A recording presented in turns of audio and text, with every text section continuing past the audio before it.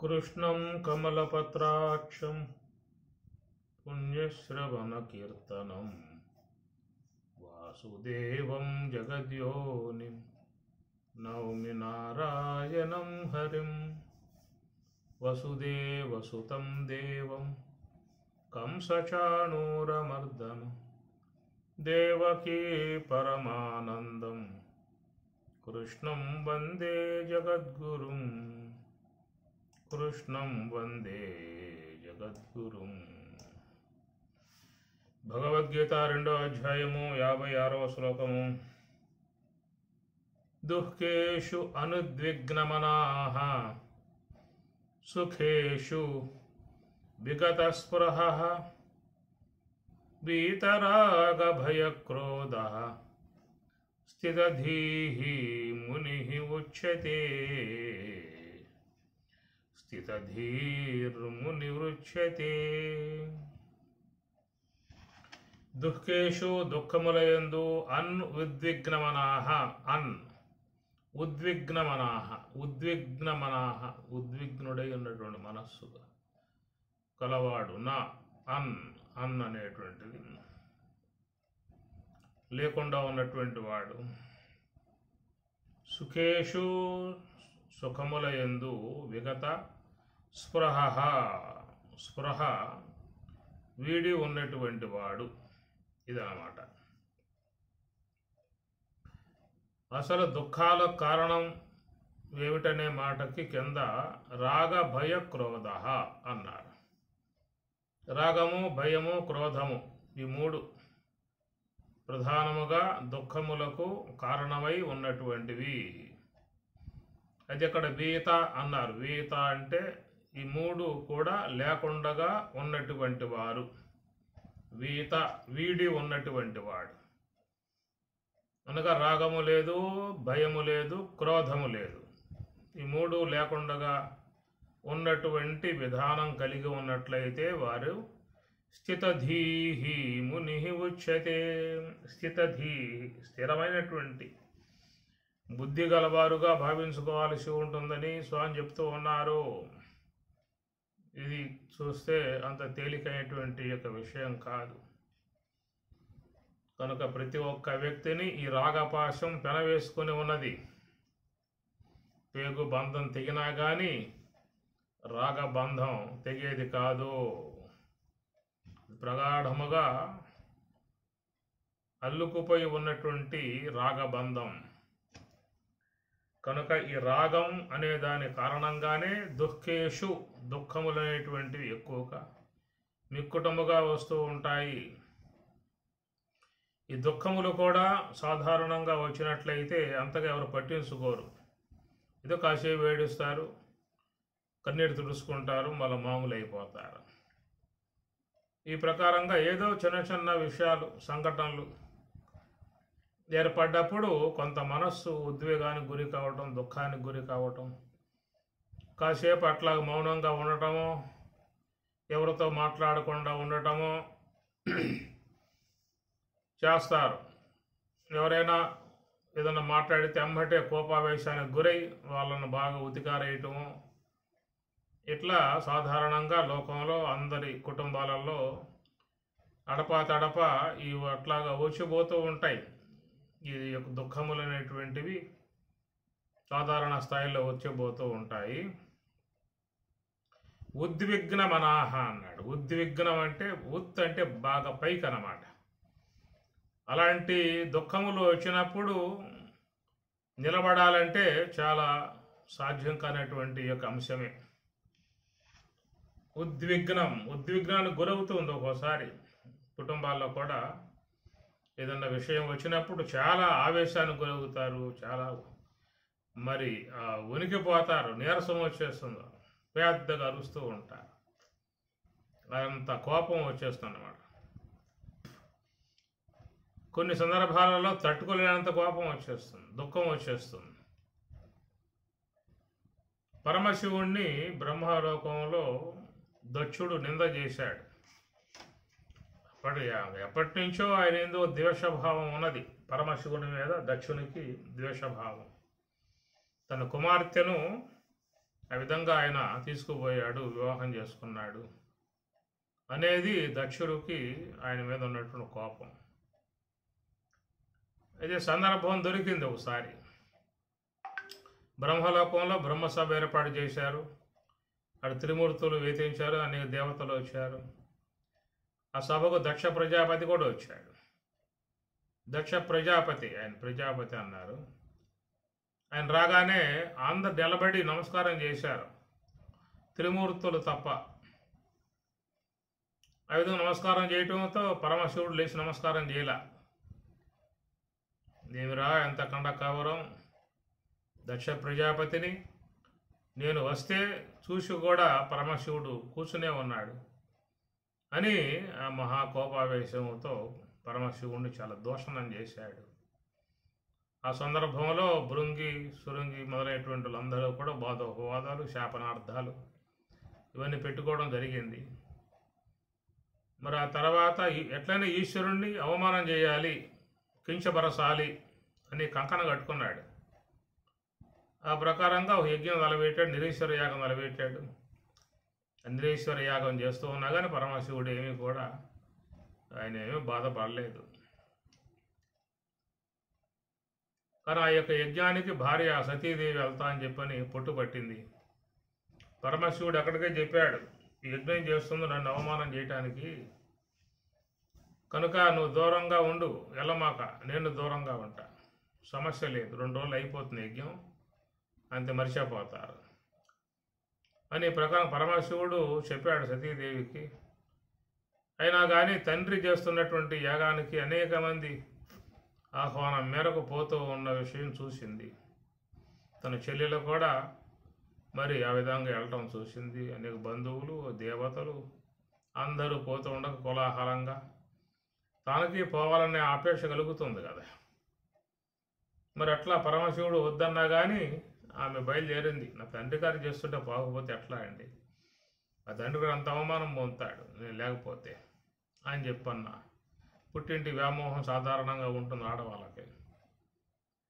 ఆ ప్రకారంగా మరి ఆమెను పిలవకపోయినా కానీ తండ్రి మీద ఉన్నటువంటి ప్రేమతో యజ్ఞానికి పోవటం, అవమానం జరగటం, పరమశివుని నిందించటం, ఇవన్నీ కూడా అక్కడ సందర్భాలు జరిగితే ఎవరు మాట్లాడాల. ఏం మాట్లాడితే మళ్ళీ గొడవలు వస్తాయో.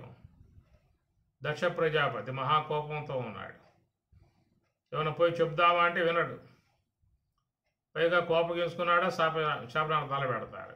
ఎందుకు వచ్చిన గొడవ, ఎడంగుంటే పోతుంది అనే భావంతో అందరూ కూడా గమ్మునున్నారు. ఆ ప్రకారంగా చిక్కిందిరా తడవని చెప్పేసి అని దక్షుడు కూడా విజృంభించి పార్వతిని అడ్డం పెట్టుకుని, అనగా దాక్షాయిని సతీదేవిని అడ్డం పెట్టుకుని పరమశివుడు నింద చేశాడు. ఆ ప్రకారంగా దూషణ చేయటంతో వినలేక సతీదేవి చాలా బాధపడింది. ఆయన వద్దంటూ ఉన్నా వచ్చాను, అవమానం జరిగింది, నన్ను తిట్టడమే కాదు నా దేవదేవుని కూడా తిడుతూ ఉన్నాడని. ఇక ఆమె గారు ఆ నిందలు వినలేక పరమశివుని వద్దకు పోలేక సతీదేవి తన యొక్క దేహాన్ని యోగాగ్ని ద్వారా సాలించటంతో ఆ వార్త విన్నటువంటి వాడే పరమశివుడు మహారుద్రుడైపోయాడు. అది ఉద్విగ్నమనాహ అని.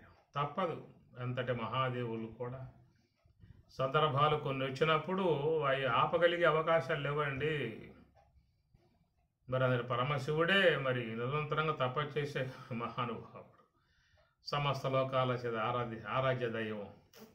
ఒక్కసారిగా మహా ఉద్వేగంతో మహాకోపం, రుద్రతాండవం ఏంటి చేసి చివరికి జటాజోటాన్ని పెరిగి నేలకి బాధితే వీరభద్రుడు పుడితే తండ్రి ఆన ఏం చేయమంటావని చెప్పని అన్నాడు. తక్షణమే పోయి పరివారంతో పోయి దక్షుని శిరస్సును ఖండించి రాండి అని చెప్పని పంపించాడు.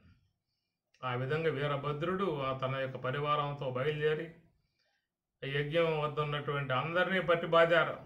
ఆహ్వానం మేరకు ఎవరైతే వచ్చారో నిరీశ్వర యాగానికి అందరినీ కూడా చిక్కినట్లుగా పట్టి బాధారు. ఆ పని దేవతలను అందరినీ బాధారు. ఆ దెబ్బలకే సూర్య భగవానుని పనులు మొత్తం ఊడిపోయాయి. అందువల్ల అష్టోత్తర నామాలలో సూర్యుడిని లుప్తదంతాయ నమః అని నామం పెట్టారు మన వాళ్ళు. పండ్లు మొత్తం రాలు కొట్టి పడారు వీరభద్రుడు. ఈ ప్రకారంగా మునులు కానీ వచ్చినటువంటి బ్రాహ్మణులు కానీ అందరూ కూడా సాగు దెబ్బలు తిని కన్నులు ఒట్టబోయి పారిపోయారు. చివరి దక్ష ప్రజాపతి శిరస్సును ఖండించి హోమగుండంలో పడేశారు, కాలిపోయింది ఆ పని. ఇట్లాగా ధ్వంసం అన్నమాట. ఏమిటి అని చెప్పనంటే ఉద్విగ్నమనాహ. ఏమండి, అంతటి మహానుభావుడు పరమశివునికి అంత ఉద్వేగం వచ్చినప్పుడు మా పరిస్థితి ఏమిటని చెప్పని కూడా ఉంటుంది.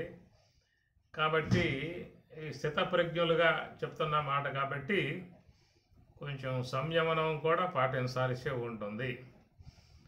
ఆ విధంగా సంయమనం పాటించకపోయాము అంటే మంద కూడా దక్ష యజ్ఞాలు ఇళ్లలో మారణ హోమాలే లోకంలో చూస్తున్నాం కదా. ఇవన్నీ కూడా ఉద్విగ్నమన, ఒక్కసారిగా మనస్సు ఉద్వేగానికి గురవుతుంది, మహా ఆవేశానికి గురవుతుంది. అలాంటి సందర్భాలు జీవితంలో తటస్థిస్తూ ఉంటాయి, అప్పుడప్పుడు తటస్థిస్తూ ఉంటాయి. మోసపోతారు, ఇతరుల చేత మాట్లాడతారు, ఆ కారణంగా నిందలపడతారు. లోకమంతా కూడా చూస్తే ఈ అనేకమైనటువంటి తామసిక గుణాలతో నిండి ఉన్నటువంటి లోకం. సాత్విక భావాలు, రాజసిక భావాలు, తామసిక భావాలు 3 రకాలుగా ఉన్నాయి కదా. కాబట్టి సాత్విక గుణాలు కలిగి ప్రవర్తించేటువంటి వాళ్ళు తక్కువ లోకంలో. ఎక్కువగా రజోగుణ సంబంధమై ఉన్న గుణాలతోనే ఎక్కువ మంది జీవిస్తూ ఉన్నారు. తమోగుణ సంబంధమై ఉన్నటువంటి గుణాలతో మారణ హోమాలను వాళ్ళు కొనసాగిస్తూ ఉన్నారు. వాళ్ళ పని సంపటమో సావటమో, విజయమో వీరస్వర్గం అన్నట్లుగా లోకంలో ఎప్పుడు వైషమ్యాలతో రగిలిపోతూ ఉంటారు. గ్రామాలలో కానీ కుటుంబాలలో కానీ ఎప్పుడు ఏదో పక్క గొడవలు, తన్నులాట్లో, కొట్లాట్లో, ఇట్లా కలహించుకునేటువంటి విధానాలు. ఎట్లయితే గ్రామాలలో చూస్తూ ఉంటాం కదా, శునకాలు మొత్తం కలబడి అరుచుకుంటూ ఉంటాయి, కరుచుకుంటూ ఉంటాయి, గుంపుగా చేరిపోతాయి అన్నమాట. కాబట్టి మానవ సంఘంలో జీవించడం వల్ల వాటికి కూడా అలాంటి స్వభావాలు వచ్చాయా అనిపిస్తూ ఉంటుంది.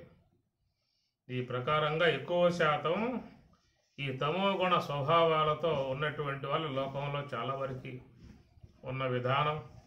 ఎందుకంటే జపధ్యానాలు ఉంటే కొంత వ్యక్తిత్వంలో మార్పులు వచ్చే అవకాశం ఉంటుంది. అలాంటివి ఏమి లేవు కదా. కాబట్టి ప్రకారంగా ఇలాంటి గుణాలతో కలిసి ఉన్నటువంటి మెదిలేటువంటి వాళ్ళతో చాలా ఇబ్బందులు పడే పరిస్థితి కుటుంబాలు సమాజంలో ఉన్నాయి. అలాంటి సంఘటనలు వచ్చినప్పుడు మనిషి కనుక సంయమనం పాటించే విధానంగా చేసుకోవాలనేటువంటి మాట ఇక్కడ చెప్పుకొస్తున్నటువంటి యొక్క అంశము. ఎందుకంటే సంయమనం కోల్పోయాము అని చెప్పనంటే అనేక అనర్థాలకి దావదీసే పరిస్థితి ఏర్పడుతుంది. అలాంటి పరిస్థితులు మన ముందు కళ్ళ ముందు వాళ్ళు కట్టినట్లుగా చూపించారు. ఉద్వేగంతో వాళ్ళు మరి బాధలతో ఉద్వేగంతో ఊగిపోయేటువంటి విధానం. దశరథ మహారాజు కూడా మరి రాముడు అరణ్యానికి పోవడం తట్టుకోలేకపోయాడు. ఎంత దారుణమా, ఎంత అన్యాయమా, ఎంత ఘోరమా, రేపొద్దునే మా వానికి పట్టాభిషేకం చేస్తా అని చెప్పిన వాడిని పొద్దున కల్లా శీను మారిపోయింది. అరణ్యవాసానికి ఆయన పంపేటువంటి యొక్క నిమగ్నం అయ్యారు. ఎంతగానో ప్రాధేయపడ్డాడు, ఎంతగానో ఏడ్చాడు, నేల మీద పడిపోయాడు, మూర్చబోయాడు, లేవటం మూర్చపోవటం. ఈ విధంగా దశరథ మహారాజు ఎంత దుఃఖానికి గురయ్యాడో మనం గమనించవచ్చు రామాయణమునందు. ఉద్విగ్నమనాహ దుఃఖేషు ఉద్విగ్నమనాహ. ఆ ఉద్విగ్నం అనేటువంటిది చాలా దారుణంగా ఉండేటువంటి పరిస్థితి. కొన్ని కుటుంబాలలో తన కాళ్ళ ముందే బిడ్డలు అసూలు బాసిపోతారు. ఇక వాళ్ళ వేదన సామాన్యమైనటువంటిది కాదు. కారణం ఏంటంటే ఇక్కడ వేత రాగ భయ క్రోధ. రాగంతో పెనవేసుకున్నాయి కదా తల్లి బిడ్డలు, రాగంతో పెనవేసుకున్న విధానం. ఆ రాగాన్ని భగవంతుడు రాగంతో కట్టేశాడు. గర్భంలో ఉండగా పేగుతో కట్టేశాడు, పేగు బంధం అన్నారు. వాడు బయటకు వచ్చాక మన వాళ్ళు ఆ పేగు కోసి పారేశారు. పేగును కోసి పారేసిన రాగం ఎట్లా కోసి పారేస్తా? రాగాన్ని కోసివేసే అవకాశం కాదు కదా. ఆ రాగం అనేది బాగా ప్రగాఢముగా అల్లుకుని ఉన్నది కాబట్టి మరి ఆమె వాడిని ఎంత జాగ్రత్తగా చూసుకుంటుందో, కంటికి రెప్పలాగా చూసుకుంటుంది. ఎలాంటి చిన్న బాధ కూడా లేకుండా ఉండేట్లుగా మనకు అన్ని సేవలు చేస్తూ ఉంటుంది. వాడు మూత్రం పోసిన, మలం వేసిన ఎంతో ప్రేమతో, ఎంతో మక్కువతో సేవలు చేసే విధానం ఎందుకు ఉందంటే రాగబంధం. రాగం కట్టేసింది అట్లాగా. ఒక మానవ ప్రాణే కాదు, అన్ని ప్రాణులు. ఆ పక్షులు చూడండి, గుడ్లు పెడతాయి, పొదుగుతాయి, పిల్లల్ని చేసుకుంటాయి. అక్కడి నుంచి ఆ పిల్లల్ని కాపాడటానికి ఎన్ని పాటలు పడుతుందో, ఎక్కడెక్కడో ఆహారాన్ని పట్టుకొచ్చి పెడుతుందో, రెక్కల కింద దాచుకుంటుందో, వాన పడితే దాచుకుంటుందో, ఇతర జీవులు ఏమన్నా వచ్చే పిల్లల్ని ఏమన్నా చేయబోతూ ఉంటే వాటితో పోరాడుతుంది. ప్రాణం పోయినా సరే మా బిడ్డలను కాపాడుకుంటా అని ఆ పక్షులు పోరాటం చేస్తాయి, మనం చూస్తూ ఉంటాం. అట్లా లేడి పిల్ల మీద ఏదన్నా పులి వచ్చి పడింది అనుకోండి, ఆ లేడి తల్లి ఊరుకుంటుందా? తన ప్రాణాలు అడ్డం పెట్టైనా బిడ్డలను కాపాడటానికి పోరాడుతుంది, మనం చూస్తూ ఉంటాం. లేళ్ళు కానీ ఇతర పశువులు కానీ క్రూర మృగాలు వచ్చి పైన పడితే ఆ బిడ్డను కాపాడుకోవడానికి తల్లి అడ్డు ఉంటుంది, తన ప్రాణాలు అడ్డుకు పెడుతుంది. అంటే ఏంటంటే ఇక్కడ రాగం అనేటువంటి పాశముతో భగవంతుడు కట్టివేశాడా? అది లేకపోతే మనకెక్కడది రాగం? అసలు మనం కొన్నామా, లేదా మనం తయారు చేసుకున్నాం, మనం పేనుకున్నామా? సృష్టి విధానంలోనే సర్వేశ్వరుడు ఆ ప్రకారం పెట్టాడు కాబట్టి బిడ్డలకు రక్షణ ఏర్పడింది. లేకపోతే ఏం చేస్తాయి చెప్పండి? కన్నా ఎక్కడో పారేసిపోతాయి. రాగపాశంతో పెన వేశాడు కాబట్టి, ముడి వేశాడు కాబట్టి అంత ప్రేమగా చూసుకునే విధానం ఏర్పడుతుంది. తన ప్రాణములు పోయినా కానీ సిద్ధపడి బిడ్డలను రక్షించడానికి పూనుకుంటున్నాయని చెప్పనంటే రాగం అనేటువంటి పాశం ఉన్నది, విశ్వంలో కట్టివేయబడి ఉన్నది. అయితే ఈ రాగపాశం విశ్వంలో ఇతర జీవులకి మెల్లమెల్లగా సనగిల్లుతూ ఉంటుంది. ఒక పిల్లులు చూడండి, పిల్లలను పెడితే దగ్గరికి పోలేం. అక్కడ శునకాలు కూడా పిల్లలను పెట్టినప్పుడు వాటి దగ్గరికి పోలేము, మనం పోతే పైన పడతాయి. తన బిడ్డలకు ఏం చేయబోతున్నాడు అనే భయంతో ఆ శునకం వచ్చి పైన పడుతుంది. కాబట్టి ప్రకారంగా మరి వాటిలో దారుణమై ఉన్నటువంటి యొక్క ఆ రాగం గట్టిగా ఉంటుంది కాబట్టి వాటిని కాపాడటానికి ఎంత అది ప్రయత్నం చేస్తుందో. తర్వాత బిడ్డలు పెరిగి కొంచెం పెద్ద అయ్యే కొద్దీ వీటిల్లో కూడా ఆ రాగం అనేటువంటిది మెల్లగా సన్నగిలుతుంది. ఇక అవి పెద్ద అయిన తర్వాత ఇక ఆహారం సంపాదించుకొని తన బతుకు తాను బతికేటువంటి స్థితి వచ్చేసరికి ఈ రాగపాశం పూర్తిగా వాటికి విడిపోతుంది. అది మనం గమనించవచ్చు.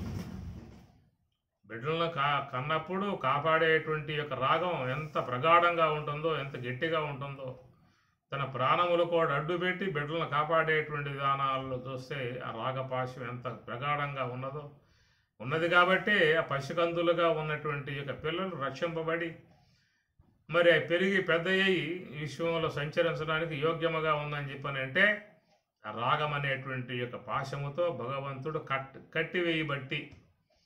లేకపోతే పక్షులైనా గుడ్లు పెట్టి వెళ్ళిపోతాయి, ఇతర జీవులైన పిల్లలను కనగానే వెళ్ళిపోతాయి. అట్లా వెళ్ళవు. కన్నది అంటే దాని మీద మావి ఉంటుంది కదా, ఆ మావి అంతా నదే నాకేస్తుంది. అక్కడి నుంచి తన యొక్క కాళ్ళ సందులో పెట్టుకుని ఆ బిడ్డలను కాపాడుకునే విధానంగా చేసుకుంటున్నాయి అంటే ఈ రాగము అనేది. మరి వీతరాగ ఎప్పుడు వస్తుంది ఆ వీతరాగం? ఈ సామాన్య విషయం చెప్పండి.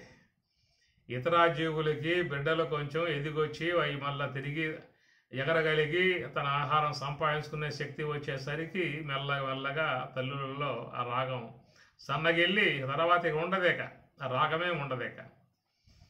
ఒకవేళ ఏదన్నా విషయం వస్తే చంపేస్తాయి, ఆ తల్లులే చంపేస్తాయి బిడ్డలనే.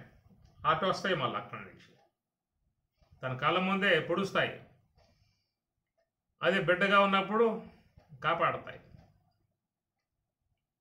ఇది రాగబంధం. అయితే ఇతర జీవులలో అలాంటి ఆ రాగము వారి బిడ్డలు ఎదిగి ఇక వాళ్ళు స్వశక్తితో పెరగగలిగి బతకగలిగే సమయం వచ్చేదానికి ఆ రాగం అనేటువంటిది మెల్లగా వెళ్ళిపోతుంది. ఎవరికి వారిక యమునా తీరే సంబంధాలు లేవేక మళ్ళా అది గర్భం ధరించి మళ్ళా బిడ్డలు పుట్టిన పూట మళ్ళా రాగం పుట్టుకొస్తుంది. మళ్ళీ అప్పుడు కూడా ఆ బిడ్డల కోసంగా పెనుగులాడుతుంది, పోరాడుతుంది, ఆహారం తీసుకొచ్చి వాటికి పెట్టి కాపాడుతుంది. అనుక్షణం రక్షణ కవచంగా ఉంటుంది, రక్షణ దళంగా ఉంటుంది, కాపాడే విధానం. మరలా అవి కూడా పెరిగి పెద్దవి కొంచెం ఆహారం సంపాదించుకునే పరిస్థితి వచ్చేసరికి ఇక దాని మోహం రాగపాశం తగ్గిపోతుంది. అవి కూడా వెళ్ళిపోతాయి, ఇక తమ జీవితాలు జీవించడానికి వెళ్ళిపోతాయి, ఎక్కడెక్కడో పెరుగుతాయి అంతే. కానీ ఈ రాగపాశం అనేటువంటిది మానవులలో మాత్రమే అది ఎప్పుడు దాకా అంటే జీవితకాల పర్యంతం వరకు పెనవేసుకుని దీర్ఘకాలికంగా సాగే రాగపాశం ఒక మానవుల యందు మాత్రమే మనం చూస్తూ ఉన్నాము. ఇతర జీవులలో అలాంటి విధానము లేదు. బిడ్డలు ఎదిగొచ్చే వరకే వాటికి ఆ రాగం ఉంటుంది. ఎదిగొచ్చిన తర్వాత తరిమి కొట్టేస్తే పో నెట్టేస్తాయి, దగ్గర పెట్టుకో, అంతవరకే ఆ డ్యూటీ అన్నమాట. ఇతర జీవులలో ఆ యొక్క ఎవరైతే గర్భధానం చేశాడో ఆ పుణ్యాత్ముడు ఉండడు, వాడు పోతాడు. ఆ తర్వాత బిడ్డలను పెంచేటువంటి యొక్క బాధ్యత తల్లి మాత్రం వహించే విధానం ఇతర జీవుల్లో చూసినట్లయితే పక్షులు కానీ, మృగాలు కానీ, లేళ్ళు కానీ, దుప్పులు కానీ, ఇతర ఏ ప్రాణి అయినా కానీ కన్నటువంటి తల్లి మాత్రమే బాధ్యత వహించే విధానం తప్ప దాన్ని గర్భధానం చేసినటువంటి యొక్క పుణ్యాత్ములు మాత్రం ఎక్కడికి వెళ్ళిపోతారు అంతే. ఇది ఒక సృష్టి విధానంలో సర్వేశ్వరుడు ఒక విచిత్రమై ఉన్నటువంటి యొక్క క్రియాకలాపాలని ఆయన గారు నిర్మించుకున్నటువంటి విధానము. ఆ విధంగా ఈ విశ్వంలో 84 లక్షల రకాలని ఆయన తయారు చేశాడని చెప్పేసారంటే ఎందుకు ఆయనకు మనసు కలిగిందో మనకు తెలిసి సాగుతాం. ఇన్ని జీవులు కావాలా స్వామి నీకు అని కూడా ఒక్కోసారి డౌట్ ఏర్పడతా ఉంటుంది. ఏదో 10 రకాలు 20 రకాలు చేసుకుంటే పోతుంది కదా, ఇన్ని లక్షల రకాలైనటువంటి జీవులు ఇంత ఓర్పుగా చేసేవేమి స్వామి అని కూడా మనసుకు వస్తుంది. ఎన్నో రకాలైనటువంటి జీవులు చూస్తే అసలు మనసుకి అందవు. అన్ని రకాలైనటువంటి జీవులన్నీ విశ్వంలో మరి ఆ నిర్మాణ విధానం అంతా కూడా సర్వేశ్వరుడు ఆయన సంకల్పం మాత్రంగా ఏర్పాటు చేశాడు. అన్నింటికీ ఇంద్రియాలు, కాళ్ళు, చేతులు, ముక్కు, తల, లోన జీర్ణవాహిక, లంగ్స్, కిడ్నీస్, అన్నవాహిక, బ్రెయిన్, ఆలోచన, బతుకు మీద అపేక్ష, జీవితంపై అపేక్ష, సాగు భయము, ఆహారం కోసంగా ప్రయత్నము, ఇవన్నీ కూడా అన్ని జీవులలో సమానముగా ఉన్న విధానమే. కాబట్టి ప్రకారంగా ఆయన ఇష్టపడ్డాడు, చేసుకున్నాడు, అంతవరకే. అయితే వాటిల్లో మానవ ప్రాణి మాత్రమే ఒక విశేషముగా పక్కన చేరి ఉన్న విధానము.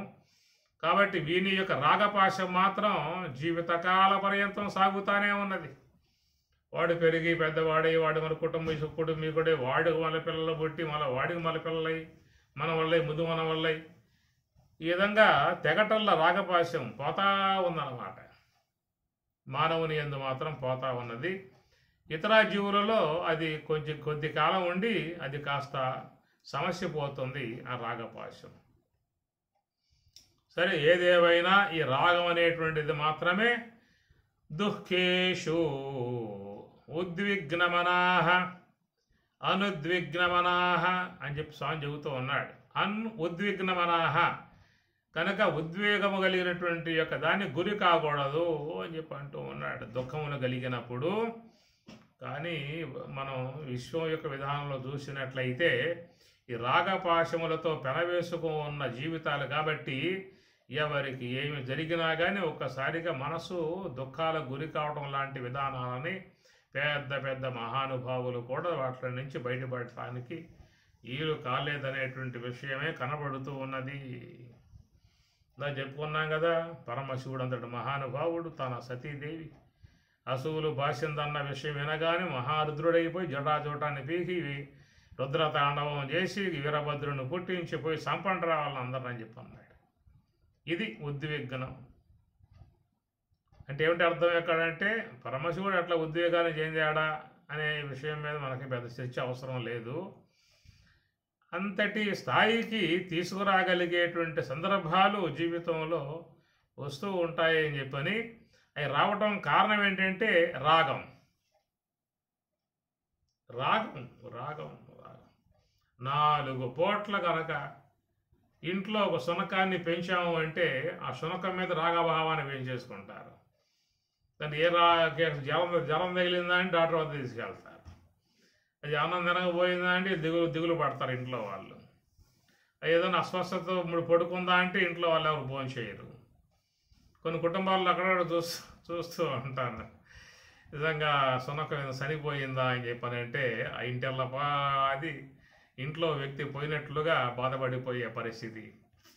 ఇందువల్ల కొద్ది కాలం పాటు అక్కడే పెరిగింది, వాళ్ళతో పెరిగింది, వాళ్ళ దగ్గర అన్యోన్యంగా తిరిగింది, వాళ్ళ చుట్టూ తిరిగింది, వాళ్ళకు మొక్కింది, నమస్కారం చేసింది, దండాలు పెట్టింది, దశకాలు పెట్టింది, కాళ్ళకాడ పడుకున్నది, ఏపుకు రాసుకున్నది, ఒళ్ళో పడుకుంది. ఈ విధంగా అనేక రకాలుగా వాళ్ళల్లో ఒక వ్యక్తిగా అయిపోయింది. కాబట్టి ఈ రాగభావం కూడా బాగా పెరిగిపోతుంది అన్నమాట. పెరిగిపోయిన తర్వాత దానికోసంగా వాళ్ళు ఎంత దిగ్గలు చెందుతారో బాధపడతారో.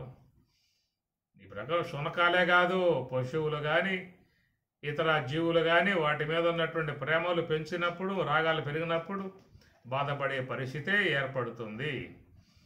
ఇట్లా ఒక వ్యక్తికి తెలియకుండానే ఈ రాగం అనేటువంటి యొక్క లత మెల్లగా పాకుంటూ పోయి ఎట్లా లత వృక్షాన్ని పెనవేసుకుంటుందో, చుట్టేసుకుందో ఆ ప్రకారంగా వ్యక్తిలో కూడా మనకు తెలియకుండానే ఒక దాని యందు ఒక రాగభావం అనేటువంటిది అట్లాగా అల్లుకుపోతుంది, బాగా పెనవేసుకుంటుంది. పెనవేసుకుపోయిన తర్వాత దాన్ని తీయాలంటే అంత సామాన్యమైనటువంటి యొక్క విషయం కాదు. ఇట్లాగా చూస్తే మరి లోకంలో దాదాపుగా చాలామంది అనేక వస్తువుల మీద కానీ, పదార్థాల మీద కానీ, వ్యక్తుల మీద కానీ, జీవుల మీద కానీ ఈ రాగపాశాన్ని బాగా పెట్టుకోవటం కారణంగా ఏం జరిగినా కానీ ఎమ్మటే దుఃఖేషు దుఃఖములు వస్తాయి అంతే.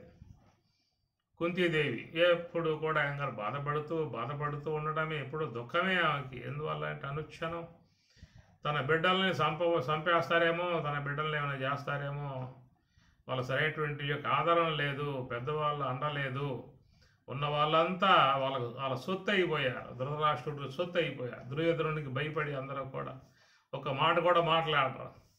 పెద్దవాళ్లే మొత్తానికి ఏం చేస్తే ఎవరు మాట్లాడే పరిస్థితి లేదు. భీష్ముడు మాట్లాడు, ద్రోణుడు మాట్లాడు.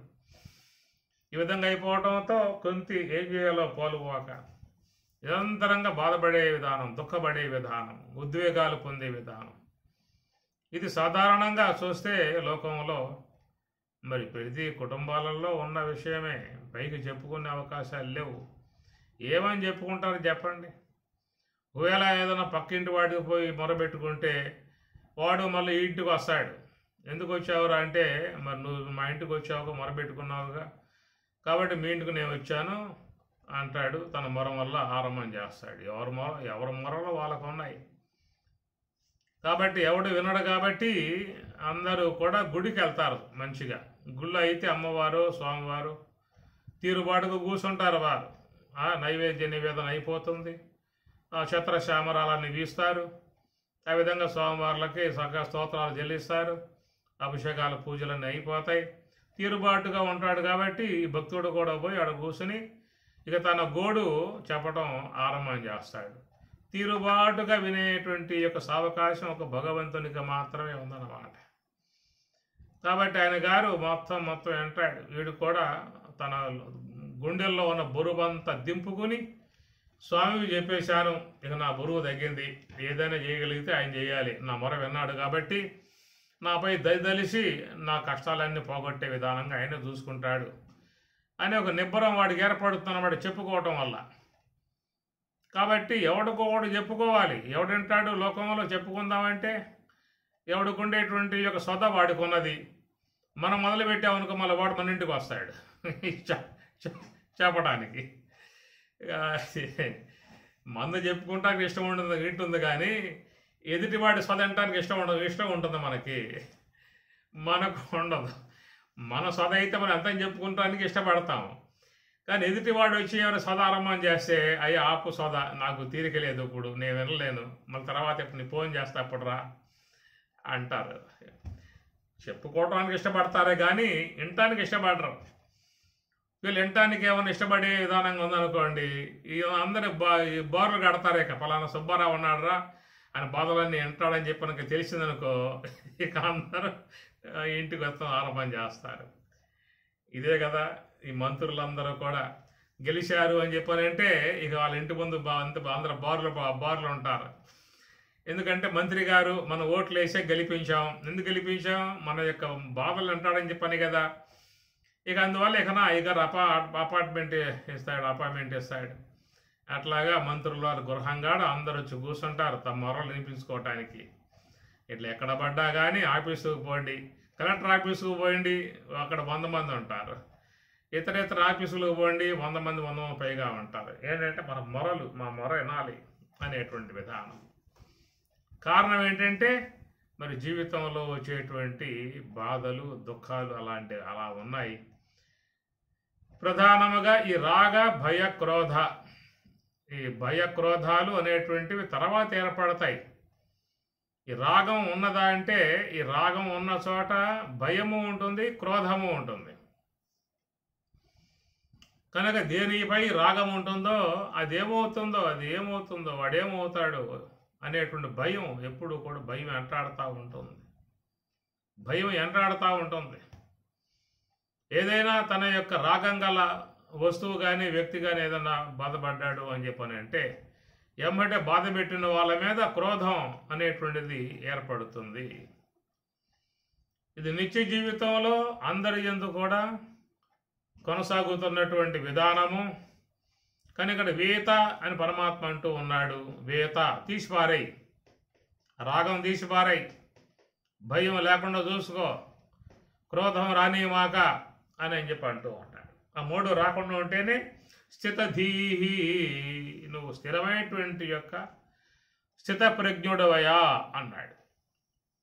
కనుక నువ్వు ఈ ప్రకారంగా ఉండగలిగితే నీవు స్థితప్రజ్ఞుడివి అని చెప్పాడు. అయ్యా స్థితప్రజ్ఞత్వం నాకేం అవసరం లేదు, కానీ నాకు ఉన్నటువంటి యొక్క వాటిలో నుంచి బయటపడటం మాత్రం సాధ్యం కావట్లేదు అని చెప్పి అంటాడు వీడు. అంత సాధ్యమయ్యే పని కాదు. రాగం లేకుండా, భయం లేకుండా, క్రోధం లేకుండా ఎవడయ్యా జీవితంలో జీవించేది? అదంతా సాధ్యం కావాలని చెప్పనంటే దానికి ఒక మంచి ఆధ్యాత్మిక పట్టు ఉండాలి, సాధన పట్టు ఉండాలి, ధ్యానం యొక్క పట్టు ఉండాలి. అంత తేలికైనటువంటి యొక్క విషయాలు కావు. ఒకడు కాశీకి పోయొచ్చాడు. కాశీకి పోయొస్తే అడిగారు గ్రామస్తులు, ఏమిరా నువ్వు కాశీకి పోయావు కదరా, కాశీలో ఏం వదిలిపెట్టావు అని చెప్పి అడిగారు. కాశీలో కోపం వదిలిపెట్టి వచ్చాను అన్నాడు వీడు. కోపం, ఎందుకంటే ఎవరో ఒకళ్ళు పోయిన వాళ్ళు కాశీలో పండో కాయో ఏదో పడేస్తారు, వస్తారు, అదనమాట. కాబట్టి ఆ ప్రకారంగా వీడు నేను క్రోధాన్ని కాశీలో గంగలో పారేసి వచ్చాను అన్నాడు. ఈ అడిగే వాళ్ళలో కూడా చెవుడు వాడు సరిగ్గా వినపడ సాగదు. ఏమిటి అన్నావు, నాకు వినపడలే అని చెప్పాను అన్నాడు. కొంచెం దగ్గరగా చెప్పాడు, నేను కాశీకి పోయాను రా, కాశీ గంగలో కోపాన్ని వదిలిపెట్టి వచ్చాను అన్నాడు. కొంచెం దగ్గరగా చెప్పా, వినపడలే అని చెప్పాను అన్నాడు. మళ్ళా చెప్పాడు, వినపడలేదయ్యా అన్నాడు. అరే బుద్ధిని ముండా, వినపడలేదు, ఎన్నిసార్లు చెప్పాలి అని చెప్పేసి ఏడపోతుంది కోపం చెప్పండి. కాబట్టి అట్లా వదిలిపెడదామని చెప్పనంటే ఈ పోయేటువంటివి కావు, లోపల బాగా స్థిర నివాసం చేసుకునే ఉన్నాయి. ఎట్లయితే ఆలయాలలో దేవతలు ప్రతిష్ఠ అయి ఉంటారో అట్లాగా జీవులలో కూడా ఈ మనస్సు లోపల అన్నీ కూడా ప్రతిష్ఠ అయి ఉన్నాయి. మనం లోకంలో చూస్తూ ఉంటాం, రామాలయ ప్రతిష్ఠ, కృష్ణాలయ ప్రతిష్ఠ, అయ్యప్ప స్వామి ప్రతిష్ఠ, అమ్మవారి ప్రతిష్ఠ, అనేక దేవతలలో సమాజంలో గ్రామంలో వాళ్ళు నివాసంగా పీఠం మీద కూర్చుని ఉన్నటువంటి దేవతలు అందరూ ఎట్లా కూర్చున్నారో అట్లా ప్రతి ఒక్క వ్యక్తి లోపల మనస్సు లోపల అన్నీ కూడా పీఠాలు కట్టుకున్నాయి. మనం పీఠం వేయలేదు, మనం పీఠం వేసి కూర్చోబెట్టలేదు. ఎప్పుడు కూర్చున్నాయో తెలియదు, ఎన్ని జన్మలుగా కూర్చున్నాయో తెలియదు. అవి ఎంటాడుతూనే ఉన్నాయి. లోన పీఠం మీద ఆశీనులై ఉన్నారు. మనసు అనే పీఠం మీద అన్నీ కూడా ఆశీనులై ఉన్నటువంటి విధానము. కాబట్టి ప్రకారంగా ఈ రాగ భయ క్రోధ వీలేం వరకు జీవితంలో అవగాహనతో తగ్గించుకునే ప్రయత్నం చేయాలి. సమూలముగా వేళ్లతో కూడా పీకి పక్కన బారేస్తానని చెప్పానంటే అంత అవకాశం ఉందంటారా? మేము మాత్రం పీకి పక్కన బారేసామండి స్వామివారు. మీ బోధలు విన్న తర్వాత మాకు బాగా పట్టింది కాబట్టి మీ బోధ జ్ఞానం. మేము మాత్రం ఈ మొత్తం సమూలముగా ఏళ్లతో కూడా పీకి పక్కన బారేసాము. ఈ చెప్పేటువంటి యొక్క మీకు పోయాయో లేదు కానీ మాకు తెలియదు, కానీ మాకు మాత్రం పోయాయి అన్నటువంటి మాకు విని విని విని మాకు వచ్చేసింది పూర్ణంగా అని చెప్పేసాను. స్వామి చెప్తూ ఉన్నాడు, కానీ పోయాయి అని చెప్పి అనుకుంటామే కానీ లోపల ఉన్నాయి. ఒకవేళ పూర్ణమైనటువంటి యొక్క పరిపూర్ణమైనటువంటి యొక్క బ్రహ్మజ్ఞాని అనేటువంటి వారి విషయంగా ఏమైనా మనం చెప్పుకోవాల్సి రావచ్చు. ఏ రమణ భగవానుడో, వివేకానందో, యాజ్ఞవల్కి, వశిష్ఠుడు, అవధూతలు, జ్ఞానులు, బ్రహ్మవేత్తలు, బ్రహ్మవేత్త, బ్రహ్మవిద్వర, బ్రహ్మవిద్వరీయ, బ్రహ్మవిద్వరిష్ఠ అంటారు కదా. 4 తెగలుగా చెప్పుకొచ్చారు. బ్రహ్మజ్ఞాని విధానములో బ్రహ్మవేత్త అని చెప్పి అన్నప్పుడు అతను కూడా సాధారణంగా 10 మందిలో ఉండి వ్యవహారం చేసే విధానమే. బ్రహ్మవేత్తే ఆశ్రమాలు స్థాపించి, ఉపదేశాలు చేసి, గ్రంథాలు రచించి, లోకానికి జ్ఞాన సంబంధమై ఉన్న ప్రబోధాలు అందిస్తూ ఈ చేసేవన్నీ కూడా బ్రహ్మవేత్త. ఇక తర్వాత ఉండేటువంటి వాళ్ళని బ్రహ్మవిద్వర, బ్రహ్మవిద్వరీయ, బ్రహ్మవిద్వరిష్ఠులు అని చెప్పని అంటారు. వీళ్ళ స్థాయి కొంచెం చాలా ఉన్నతమై ఉన్నటువంటి యొక్క స్థాయి. ఉన్నతమై ఉన్నటువంటి యొక్క స్థాయిలో వాళ్ళు ఉండేటువంటి విధానము. వాళ్ళు బ్రహ్మవిద్వర, బ్రహ్మవిద్వరీయ, బ్రహ్మవిద్వరిష్ఠ అంటారు. ఎలాంటి అవధూతలుగా చెప్పుకొచ్చారు. శుక భగవానుడు అవధూత.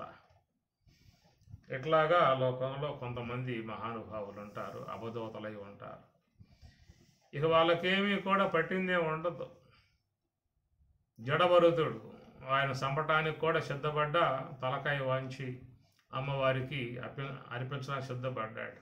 ఏం వ్యతిరేకరించాల, ఏం కూడా ఉద్వేగాల గురికాల జడభరతుడు మనం భాగవతంలో చూస్తాం కదా. నరబలి ఇవ్వటానికి రాజు ఆ విధంగా పూనుకుంటే ఆయన గారు అమ్మవారికి సమర్పణం కావటానికి సిద్ధపడ్డాడు.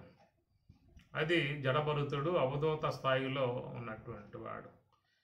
వస్త్రాలే ఉండవు ఆయనకి. ఇట్లాగా కొద్దిమంది బ్రహ్మజ్ఞానులై బ్రహ్మావలోకనం చేస్తూ పూర్ణముగా వాళ్ళ లోపల ఆయన ఈ వ్యక్తిత్వం అంతరింపబడింది. వ్యక్తిత్వము పూర్ణముగా సర్వం సహా సర్వనాశనం అంటారు కదా. ఆ కట్టె కాలి చల్లారింది. ఇక దాంట్లో నిప్పు లేదేక, ఇది మండే అవకాశం లేదు. కట్టి ఉంటే మండుతుంది. బొగ్గయ్యాక మండేది ఏముంది, పొడివైన తర్వాత. అట్లాగా పూర్తిగా వాళ్ళు బ్రహ్మజ్ఞానిలో బ్రహ్మజ్ఞానములో పండిపోతారు, బ్రహ్మజ్ఞానాగ్నిలో కాలిపోతారు.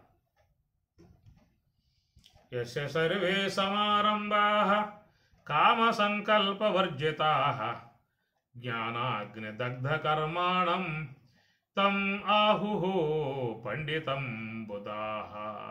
యస్య యవని యొక్క సర్వే సమస్తమగు, యస్య సర్వే ఆరంభాః కామ సంకల్పవర్జితాః. ఆరంభాః వాళ్ళ క్రియలు, వాళ్ళ వ్యవహారం అనేటువంటి దాంట్లో ఏముంటాయా అని చెప్పానంటే కామ సంకల్పవర్జితాః. వాళ్ళ కామ సంబంధ భావాలు, క్రోధ సంబంధ ఆలోచన సంబంధ విధానాలు లేకుండా ఉండేటువంటి స్థాయి ఒకటి ఉన్నది. అది ఈ పరిపక్వ దశ పొందే కొద్దీ జ్ఞానములో వస్తుంది. అటనే వయసులో కూడా పైబడే కొద్దీ వృద్ధాప్యం పైబడి ఇక ఇంద్రియాలలో పాఠము తగ్గిపోయి ఇక శక్తి లెగవగలిగే శక్తి లేక శరీరంలో జాడ్యం జడత్వం వచ్చేసేసి కదిలికలు లేకుండా మెల్లమెల్లగా ఈ వృద్ధాప్యం పూర్తిగా ఆక్రమించే కొద్దీ కూడా అప్పుడు కూడా కొంతవరకు తనలో ఉన్నటువంటి భావాలు సన్నగిల్లే పరిస్థితి కూడా ఏర్పడుతుంది. వయసులో ఉన్నటువంటి యొక్క వేగం అప్పుడు ఉండదు, ఇక మొత్తం సప్పబడతాయి. అది వయసు మళ్ళిన విధానం కలిగేటువంటి విధానం. ఈ ఉద్వేగాలు కూడా పూర్తిగా సమస్యపోయి ఉంటాయి. ఏ వ్యవహారం వచ్చినా దండం పెట్టేసి నాయన నా వల్ల గదరా వృద్ధాప్యం వచ్చేసేసింది, నాకు ఎలాంటి క్రియలు చేసే అవకాశాలు లేవు, ఏం మాట్లాడే అవకాశాలు లేవు, అసలు లేచి నుంచుండే శక్తి నాకు లేదు, ఇంక నేనేం వస్తాను అని వయసు పైబడ్డప్పుడు కొంచెం లోపల ఉన్నటువంటివన్నీ కూడా సమస్య పోయే విధానం అది లోక వ్యవహారంలో మనం చూస్తూ ఉంటాము.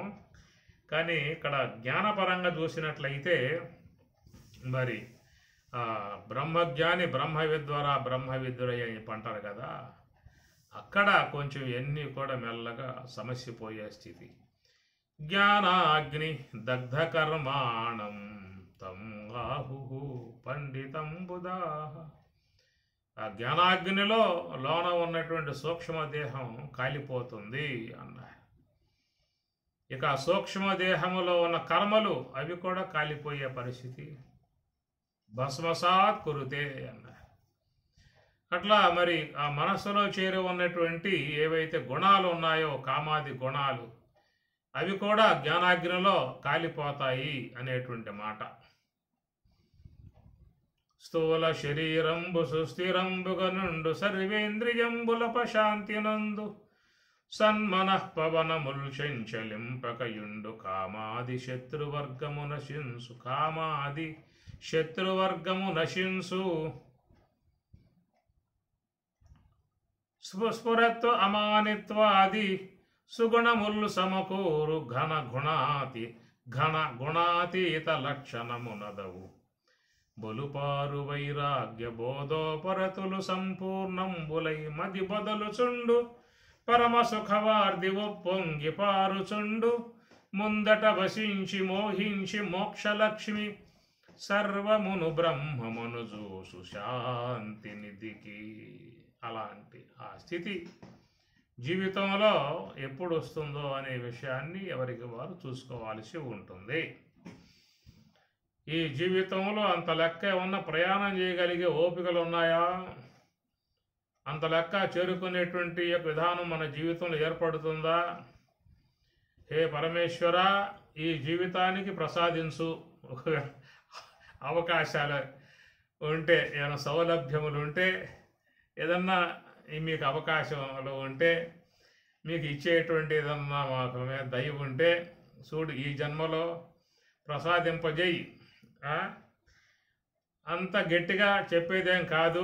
ఒకవేళ ఈ జన్మలో నీకు చేసే అవకాశాలు లేకపోయినా రాబోయే జన్మలన్నా కాస్త మంచిగా వచ్చే విధానంగానన్నా ఆశీర్వాదం చేసి కొంచెం నన్ను గుర్తుపెట్టుకో స్వామి ఈ విషయంలో అని స్వామివారితో మొరబెట్టుకోవడం తప్ప ఇంకేం లేదు ఇక. ఎందుకంటే లోపల అన్నీ బాగా గట్టిపడి ఉన్నాయి, కరిగే విధానాలు కాదు, కాంక్రీట్ అన్నమాట. సిమెంట్ బాగా పోసి ఒకసారి కంకరేసి బాగా కలిపి వేస్తారు కదా కాంక్రీటు, అది కొట్టాలంటే గడ్డపారల్లో కూడా వంకరలు పోతూ ఉంటాయి, తెగవన్నమాట. అంత గట్టిగా లోపల కాంక్రీట్ వేసుకొని ఒక్కొక్కటి బాగా పాతుకుపోయి ఉన్నాయి. ఈయన తేలిగ్గా లాగి పారేస్తున్నాడు. వీతరాగా భయక్రోధ తేలిగ్గా ఎంతే తేలిగ్గా చెప్పాడో అంత కష్టం ఉంది దీంట్లో. చెప్పుకోవడం చాలా సులువు, వ్యవహారంలో దిగిన తర్వాత ఈ బ్రహ్మజ్ఞానం ఉండదు, తత్వజ్ఞానం ఉండదు, భగవద్గీత ఉండదు, ఏమి మొత్తం పక్కన పెట్టేసేసి రా తెలుసుకుందాం అని చెప్పినట్టాడు అప్పండి. ఈ ప్రకారంగా లోన ఉన్న గుణాలు అనేక జన్మలుగా అవి వస్తూ ఉన్నాయి, ప్రయాణం చేస్తున్నాయి మనతో. అవి ఈ జన్మలో వచ్చి కూర్చున్నది అయితే ఈ జన్మలో తరింగొట్టి పారేస్తాపన్నే. ఏమే ఎప్పటి నుంచో వచ్చేవాడిని నేను, కాబట్టి ఇప్పుడు వచ్చిన దానికి నీకెంత పొగరా అని చెప్పని తీసి పారేసి వస్తాప.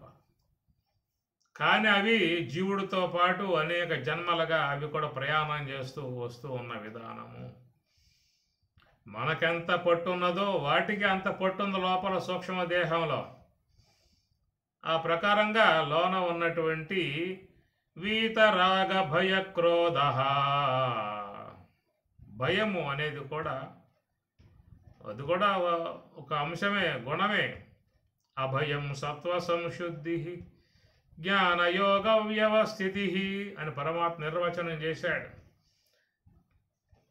అభయం సత్వ సంశుద్ధి, సత్వ సంశుద్ధి సాత్వికత్వం, సాత్విక స్థితి, శుద్ధ సాత్విక స్థితి, బ్రహ్మాకార వృత్తి. అలాంటి బ్రాహ్మీ అనుభవాన్ని పొందినటువంటి వారికి సత్వ సంశుద్ధి జ్ఞానయోగ వ్యవస్థితి. ఆ జ్ఞానయోగములో, బ్రహ్మజ్ఞానములో, యోగ సమాధిలో ఉన్నటువంటి వాడు అభయం అన్నాడు. ఈ దైవీ లక్షణాలలో పరమాత్మ మొట్టమొదటిగా అభయం చెబుతారు.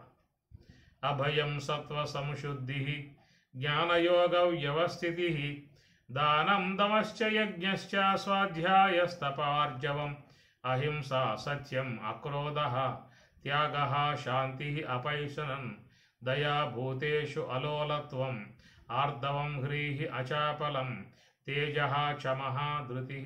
మొత్తం కూడా దైవీ గుణాలే. ఈ దైవీ గుణాలకు మెయిన్గా ఉన్నటువంటిది ఇంజన్ లాంటిది అభయం సత్వ సంశుద్ధి. అభయం అన్నాడు. బ్రహ్మజ్ఞానికి భయం ఉండదని చెప్పేసి అని. ఎందుకంటే నిత్యస్వరూపుడే ఉన్నటువంటి విధానం, బ్రహ్మమే తానై ఉన్న విధానంగా అలవాడికి భయంతో పైన ఆత్మకు సాగు లేదు కదా. నాకు మరణం లేదు, నేను నిత్యస్వరూపుణ్ణి, బుద్ధస్వరూపుణ్ణి. ఒకవేళ ఏదన్నా పోతే పై తొడుగులు పోతాయి, పై ఉన్న దేహాలు పోతాయి. కనుక నేను మాత్రం నిర్భయ స్వరూపుణ్ణి, నాకు ఎలాంటి భయం లేదనేదిగా ఆత్మతత్వ అనుభవాన్ని పొందినటువంటి వాడికి ఏర్పడేటువంటి నిర్భయత్వం. ఒక పక్షి చెట్టు ఆకు చివరి అంచున కూర్చొని పేరింతలు కొడుతూ ఉంటుంది. మర్రి చెట్లు ఉంటాయి కదా, ఆకులు కొంచెం బారుగా ఉంటాయి. ఆకు యొక్క తీగ పట్టుకుని అలాడుతూ ఉంటాయి, కిరింతలు కొడుతూ ఉంటాయి. దానికి ఏ భయం ఉండదు. ఒకవేళ ఆకు తెగినా రెక్కలపై ఆధారంగా కలిగి ఉంది కాబట్టి ఎమడి ఎగిరిపోతుంది. కనుక దానికి భయం లేదు, రెక్కల ఆధారంతో ఉంది కాబట్టి ఆకు తెగినా ఆకు తునిగినా ఎగిరిపోతుంది ఎమ్మటే. అట్లాగా బ్రహ్మజ్ఞాన విధానంలో కూడా స్వరూప స్థితిలో ఉన్నటువంటి విధానం కాబట్టి అంటే ఆ స్వరూప స్థితిని పొందినటువంటి వాడు ఇక భయానికి గురయ్యే పరిస్థితి ఉండదు.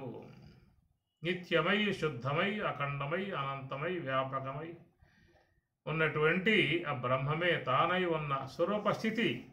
నిరంతరంగా బ్రహ్మావలోకనం చేస్తూ ఉన్నాడు, బ్రహ్మం లయమవుతూ ఉన్నాడు. బ్రహ్మవేద బ్రహ్మైవ భవతి. అట్లా నిరంతరముగా మరి ఆ బ్రహ్మమునందు ఉండి బ్రహ్మముతో అవలోకనం చేస్తూ ఉండేటువంటి వాడికి ఇక భయం అనేటువంటి మాటలు లేదు. ఎందుకంటే ఆత్మకు సావు లేదు. అచ్ఛేద్యోయం అదాహ్యోయం అక్లేద్యః అశోష్యః ఏవ చ నిత్యః సర్వగతః స్థాణుః అచలః అయం సనాతనః. ఇది బ్రహ్మజ్ఞాని యొక్క మాట. కాబట్టి అలాంటి ఆ స్థితిలో ఉన్నటువంటి వానికి ఆత్మ యొక్క ఆధారముతో ఉన్నాడు, ఆత్మైక స్థితిలో ఉన్నాడు. అందువల్ల అతనిలో భయం అనేటువంటిది సాధారణంగా ఉండకపోవచ్చు అనుకుందాం. ఎందుకంటే మన స్థాయికి పోలేదు కాబట్టి అది పూర్ణంగా చెప్పేమాట కాదు, అది వాడికి మాత్రమే వర్తిస్తుంది. కాబట్టి పరమాత్మ చెప్పాడు అభయం సత్వ సంశుద్ధి జ్ఞానయోగ వ్యవస్థితి. ఆ జ్ఞానయోగములో, యోగ సమాధిలో, బ్రాహ్మీ అనుభవంలో ఉన్నటువంటి వాడికి అభయం అని స్వామి చెప్పాడు అక్కడ. కాబట్టి తత్వానుభవాన్ని పొందినటువంటి వానికి ఆ స్థితి అనేటువంటి స్వతసిద్ధంగా వస్తుంది. కానీ మన పరిస్థితి ఏమిటంటే ఈ దేహం అనేటువంటి యొక్క ఆలంబనం, శరీర ఆలంబనం దేహముతో పెనవేసుకుపోయి ఉన్నాం, దేహ తాదాత్మ్యమును పొంది ఉన్నాం. ఎంత శరీరం కాదనుకున్నా కానీ వ్యవహారంలో మాత్రం ఆ భావాలే పుడకరించే విధానాలుగా ఉన్నాయి.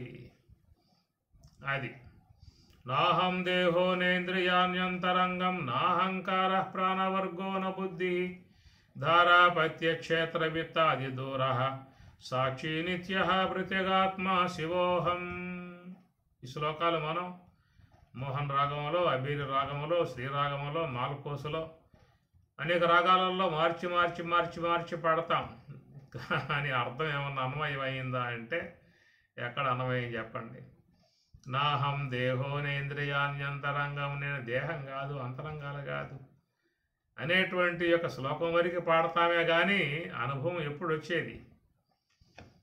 కనుక దేహాభిమానం చిరకాలముగా ఉన్నది. దేహాభిమాన పాశేన చిరం బద్ధోసి పుత్రగః. దేహాభిమాన పాశేన, దేహ సంబంధ పాశం తెగేది కాదు, దేహ సంబంధ మోహం పోయేది కాదు, అది వెంటాడుతూనే ఉంటుంది.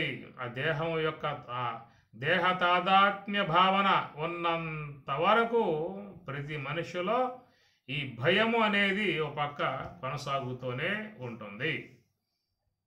ఏ చిన్నది బల్లి పడినా అదిరిపోతాం, చిన్న చెమ కుట్టినా ఎదిరిపోతాం, ఒక తేలు కుట్టిందా అంటే బెంబేలు ఎత్తిపోతాం, పాము కరిచిందా అంటే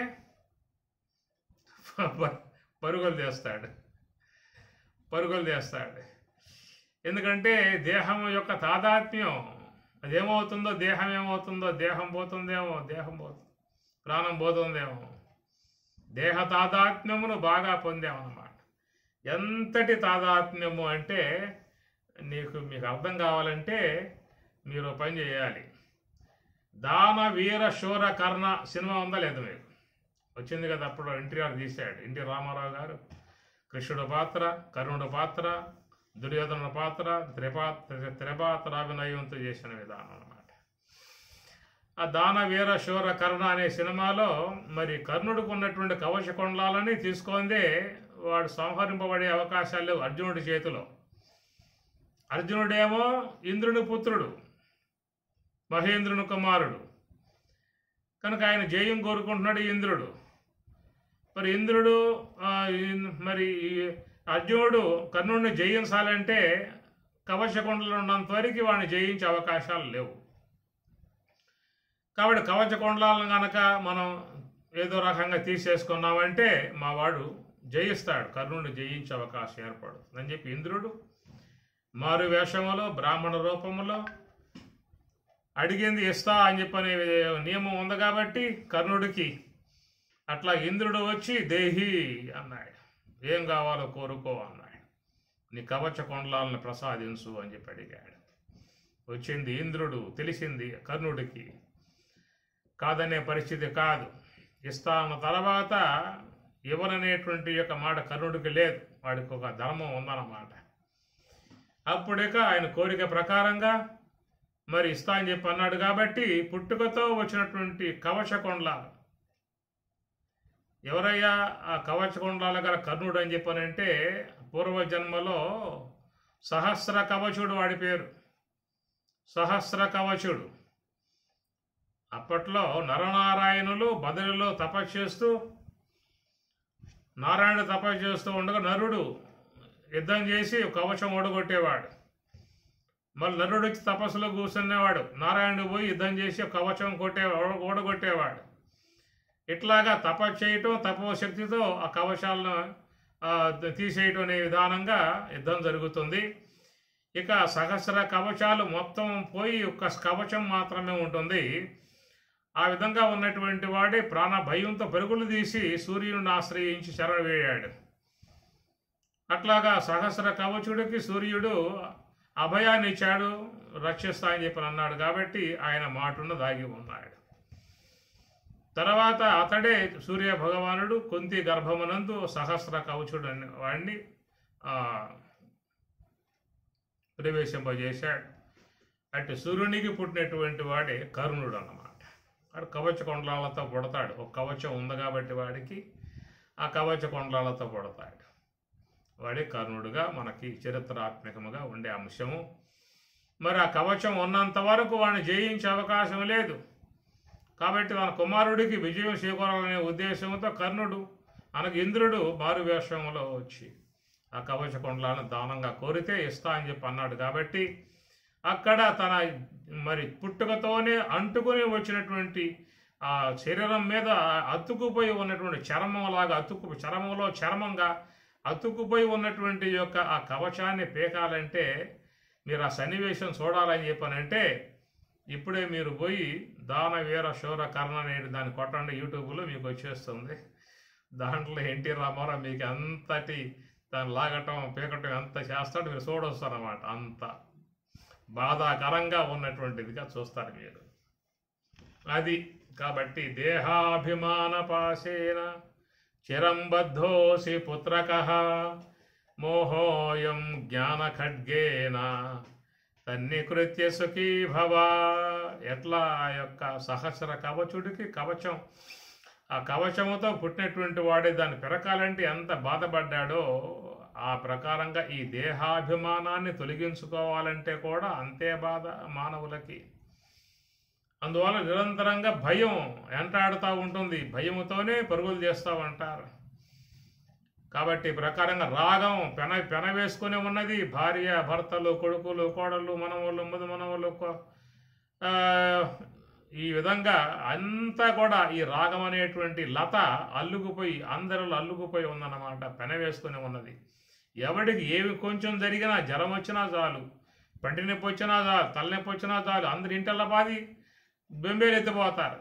ఎందుకంటే ఈ రాగం అనేటువంటిది లత అల్లుకుపోయి ఉంది. కాబట్టి రాగముతో ఉన్నటువంటి వారు, భయముతో ఉన్నటువంటి వారు ఏ చిన్న గొడవలు వచ్చినా ఎమ్మటి క్రోధాలకు గురయ్యి ప్రవర్తించేటువంటి వారే సాధారణంగా జీవితంలో ఈ మూడు కూడా ఎప్పుడు ఎంటాడుతూ ఉంటాయి, తటస్థిస్తూ ఉంటాయి. ప్రతి ఒక్క వ్యక్తి యందు ఈ భాషిస్తూ ఉంటాయి. కనుక ఈ మూడు కూడా రాగ భయ క్రోధ వీత, ఈ మూడు కూడా వీత వీడి ఉన్నటువంటి విధానం కలగలిగితే వాడు దుఃఖేషు దుఃఖములు కలిగినప్పుడు ఉద్వేగమును చెందడు, సుఖేషు సుఖములు ఏర్పడ్డప్పుడు విగత స్పృహ లేనటువంటి వాడుగా ఉన్నటువంటి వాడే స్థితధీహి ఉచ్యతే. స్థిరమైనటువంటి యొక్క ధీమంతుడుగా, ధీశాలిగా, బుద్ధిశాలిగా ఉచ్యతే చెప్పబడును అనేటువంటి మాటగా స్వామి చెప్తూ ఉన్నారు. కాబట్టి ఈ శ్లోకం సాధారణమైనటువంటి యొక్క విషయం కాదు. ఆయా రాగం లేకుండా ఉండండి, భయం లేకుండా ఉండండి, క్రోధం లేకుండా ఉండండి చెప్పడంలో ఎంత సులభం ఉన్నదో ఆచరించడంలో అంత కష్టమైనటువంటి యొక్క అంశం అన్నమాట.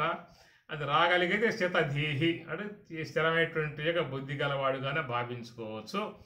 అలాంటి వాడు దుఃఖాలు వచ్చినా ఉద్వేగం చెందటం కానీ, సుఖాలు వచ్చినా ఉప్పొంగిపోవటం కానీ లేకుండా స్థిర బుద్ధి కలిగి స్థిర సమానముగా అనగా తరాజులో ఎట్లా ముళ్ళు కరెక్ట్గా ఉంటుందో అట్లాగా వాని యొక్క బుద్ధి కూడా బ్రహ్మము యొక్క అవలోకన చేస్తూ బ్రహ్మమునందే ఆనందిస్తూ బ్రహ్మమునే తన స్వరూపముగా భావనలో పెట్టుకుని ఉన్నటువంటి వాడు. ఆ బ్రహ్మమునందు ఆ భావన కలిగి ఉన్న అతడికి మాత్రమే ఈ శ్లోకం అనేది సాధారణంగా అన్వయమయ్యేటువంటి విధానము. అయితే మాకు ఇది అవసరం సాధ్యపడదా, మాకు దీన్ని పాటించే అవకాశాలు లేవా అని చెప్పి అనుకోవాల్సిన అవసరం లేదు. జీవితంలో దుఃఖాలు వస్తూ ఉంటాయి. ఆ విషయంలో స్వామి చెప్పాడు కాబట్టి ఉద్వేగం చెందకుండా ఉండాలనే విషయం. సుఖాలు కలుగుతూ ఉంటాయి.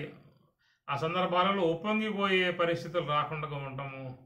ఏదన్నా సందర్భంలో రాగాలను కూడా తగ్గించుకునే విధానము, భయాలకు గురి కాకుండా ఉండే విధానము, క్రోధం కోపానికి గురి కాకుండా ఉండే పరిస్థితులు నిత్య జీవితంలో కొంత అయినా మనం మొత్తం తీసేసే అవకాశాలు తీయలేకపోయినా కొంతవరకైనా వాటిని సంయమన విధానముగా అదుపులో పెట్టుకునే ప్రయత్నం మాత్రం చేసుకోవాల్సిందే. మేము మొత్తం వేళ్లతో కూడా పీకి పక్కన బారేసామండి అంటారు చాలామంది. ఏం పీకల అవసరం పడ్డప్పుడు కనపడితే మొత్తం కూడా ఇజురంభిస్తూ ఉంటాయి.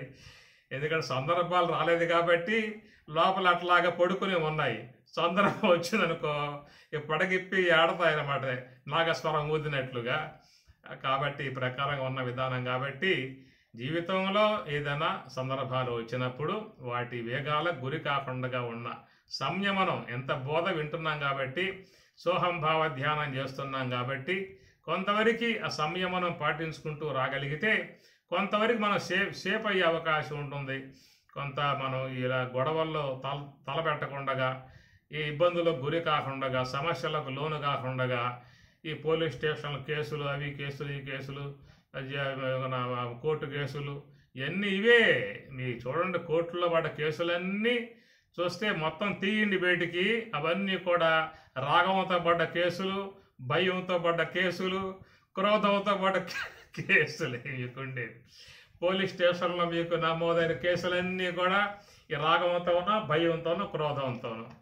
కోర్టుల్లో ములుగుతున్నటువంటి లక్షలాది కేసులన్నీ కూడా ఈ రాగంతోనో, భయంతోనో, క్రోధంతోనో. ఇంతే, మొత్తం కేసులన్నీ ఇంతే అన్నమాట.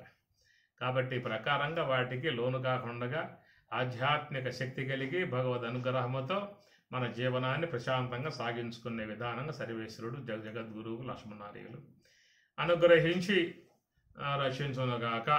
హరి ఓం తత్సత్వం. ఓం సహనా భవతు, సహనౌ భునక్తు, సహ వీర్యం కరవావహై, తేజస్వినావధీతమస్తు మా విద్విషావహై. ఓం శాంతి శాంతి శాంతి. హరి ఓం తత్సతు.